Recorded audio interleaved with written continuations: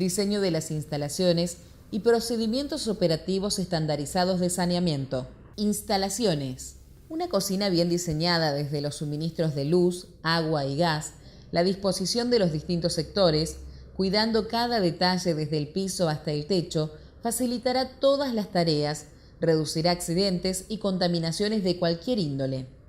Hay ocasiones en que una cocina se monta sobre un local que no fue diseñado para tal fin y se dificulta corregir cuestiones edilicias, por lo que tiene muchas falencias desde un comienzo. Las puertas tienen que ser antipánico o vaivén, sin picaporte, ya que favorece la contaminación. Deben tener burlete o fleje metálico, de modo que no quede luz bajo la puerta y favorezca la entrada de plagas. Está prohibido el uso de madera u otros materiales porosos. En la recepción de mercaderías, la abertura debe tener cortinados plásticos hasta el piso para evitar la entrada de insectos y permitiendo a su vez la entrada y salida de los proveedores. Las ventanas tienen que tener malla mosquitero, así como toda abertura que cumpla la función de ventilación, como los extractores.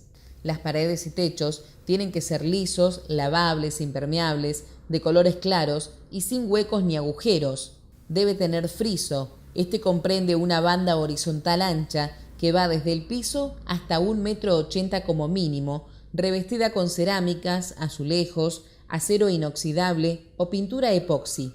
Los zócalos deben ser de ángulo redondeado para facilitar la higienización e impedir la acumulación de suciedad. Estos son llamados zócalos sanitarios. Los pisos tienen que ser antideslizantes, de fácil lavado e higienización, resistentes al tránsito y a la corrosión y con desnivel para el escurrido de los líquidos. Los suministros tienen que estar preparados para abastecer las necesidades del establecimiento y ser adecuadas a las normas correspondientes. El agua tiene que ser potable, fría y caliente y tener presión suficiente. La electricidad y el gas deben tener las cañerías adecuadas, los cables deben estar empotrados y las cajas de luz cerradas con tapa. Es importante que en todo el establecimiento haya luz suficiente y cada luminaria debe contar con su protección antiestallido para evitar accidentes y contaminación física por vidrio. Las superficies de trabajo deben ser lisas y de materiales aptos, no corrosivos y de fácil limpieza. No se permiten las mesadas de madera. Los materiales más nobles son el acero inoxidable y el granito de placa única. El mármol se puede utilizar, pero tiene la desventaja que con el tiempo se corroe con los ácidos y se dificulta su saneamiento. Los establecimientos deben tener un área de almacenamiento de residuos alejada de la zona de elaboración. Tienen que ser ventilado, protegido de plagas, mantenerse limpio y desinfectado y asegurar en lo posible una temperatura fresca. Los contenedores tienen que tener tapa y estar debidamente cerrados.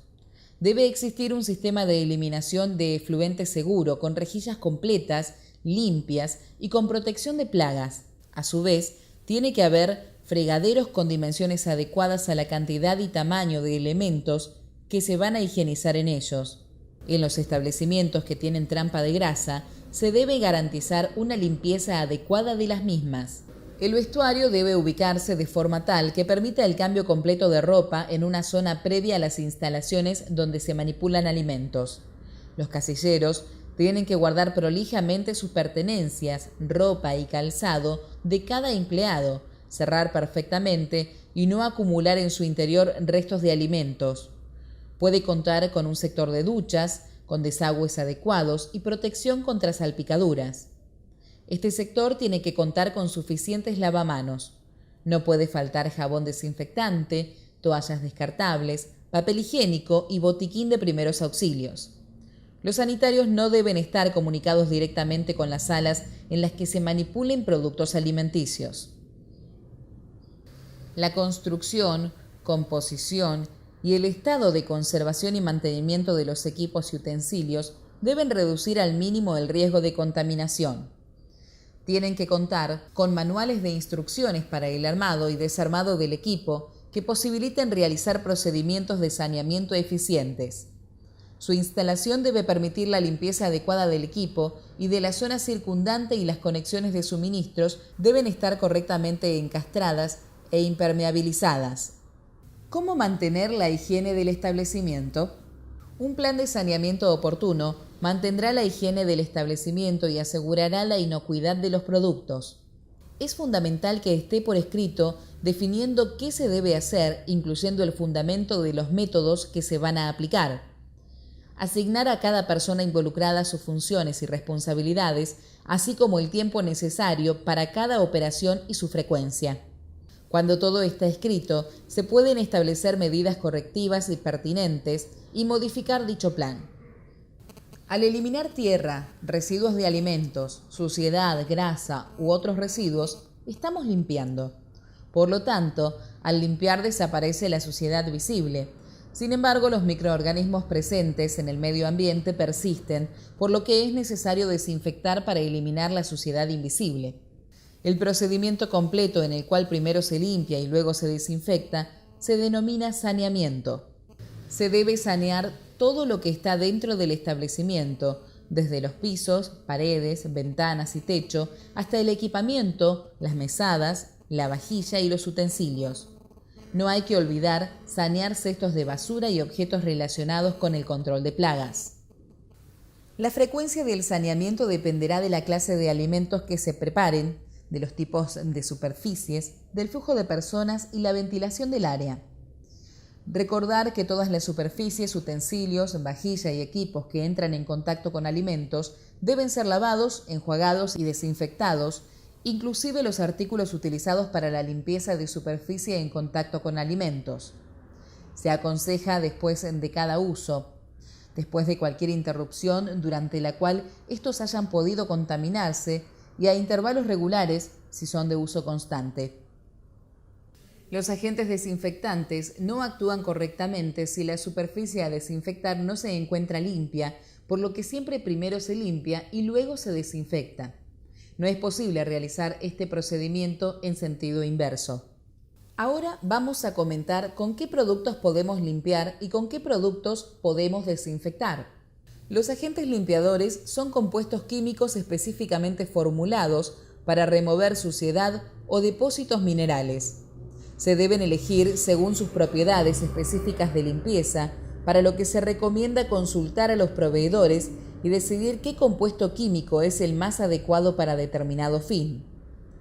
Los productos de limpieza no pueden ser corrosivos, debiendo ser seguros tanto para las personas que los utilizan como para las superficies. Es fundamental utilizarlos siguiendo las instrucciones de uso que traen en el rótulo. Los agentes de limpieza más comunes son el jabón, el detergente, el agua fría y caliente y los desengrasantes. Los agentes desinfectantes son compuestos químicos que para reducir el número de microorganismos debe tener un tiempo mínimo de contacto y utilizarse a la temperatura adecuada. Se debe seguir las instrucciones de uso según el rótulo y no es aconsejable prepararlos con demasiada anticipación. Los agentes más comunes de desinfección son la lavandina, el alcohol y el agua caliente. La lavandina se debe usar diluida con agua fría y en la proporción que indique el rótulo. Pura no tiene acción desinfectante, ya que se activa con el agua. Su mezcla con detergente o agua caliente genera vapores y se volatiliza, por lo cual es tóxico y no tiene efecto.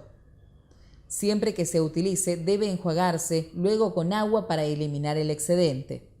Otra opción para desinfectar es utilizar alcohol etílico al 70%, o sea, en una proporción de 7 partes de alcohol y 3 de agua fría. La dilución es importante, ya que el alcohol se evapora muy rápidamente y el agregado de agua retrasa la evaporación y aumenta el tiempo de contacto con la superficie, algo fundamental para reducir el número de microorganismos. Esta propiedad del alcohol tiene más ventajas a la hora de evitar el enjuague. El agua caliente por encima de 82 grados también desinfecta y evita el enjuague posterior. A la hora de adquirir un producto químico, este debe conservar su tapa intacta y tener el rótulo correspondiente. No se aconsejan los productos sueltos ni fraccionados en el establecimiento, como tampoco reutilizar envases descartables para almacenarlos. Siempre guardarlos bajo llave en un lugar exclusivo.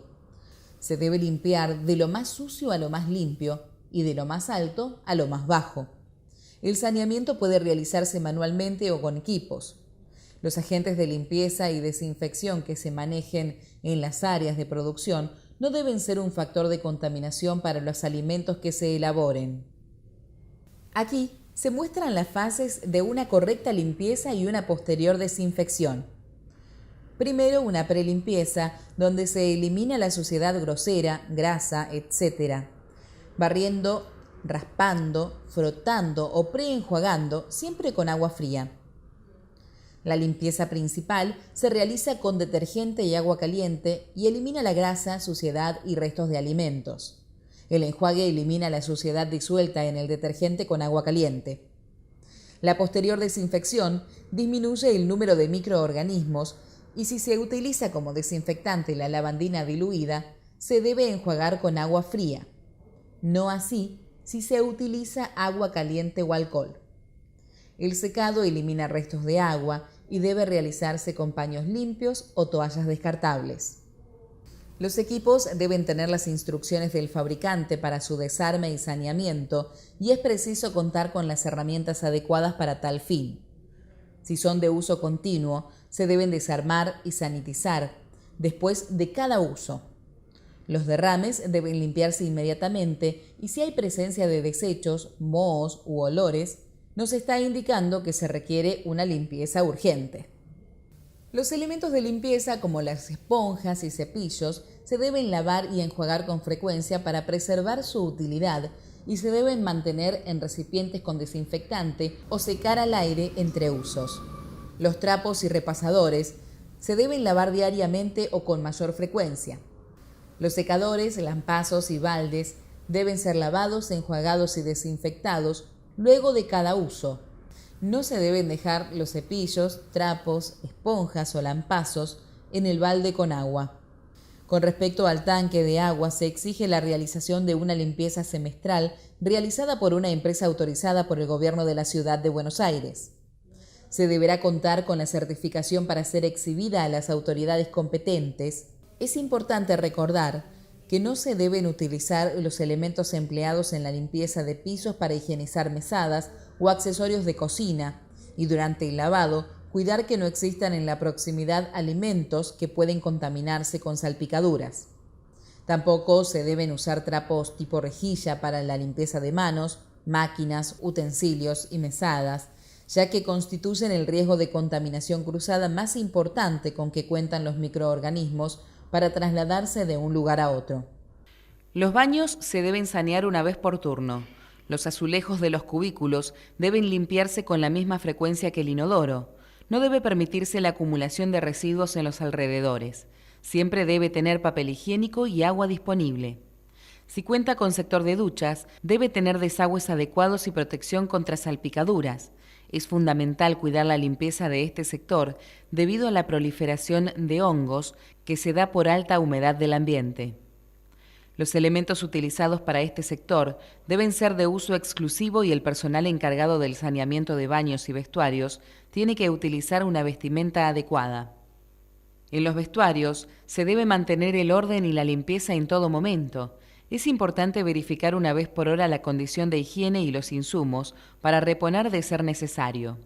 Aquí observamos a modo de ejemplo un checklist de limpieza semanal, donde por un lado figuran los diferentes insumos a reponer y las instalaciones a sanear, y por otro, los horarios en que se realizó dicha actividad.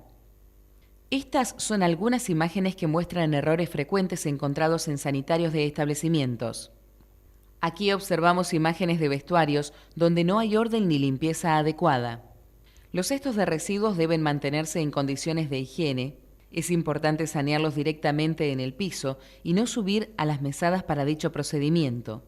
Tienen que estar tapados para evitar atraer a las distintas plagas. Las bolsas se deben cambiar antes de llenarse por completo y almacenar en los contenedores con tapa alojados en el área de depósitos de residuos. Al manipular los residuos, se deben evitar la contaminación de los alimentos y el agua potable. Es necesario retirarlos del área de trabajo todas las veces que se requiera y por lo menos una vez al día. El sector donde se depositan los contenedores, además de estar aislado, ventilado y protegido de las plagas, tiene que mantenerse saneado y en lo posible a una temperatura fresca. No se debe acopiar residuos en las áreas de elaboración de alimentos, como tampoco apoyar bolsas o recipientes de residuos sobre las mesadas. Recuerde que luego de manipular residuos, deberá lavarse las manos antes de continuar con otra tarea.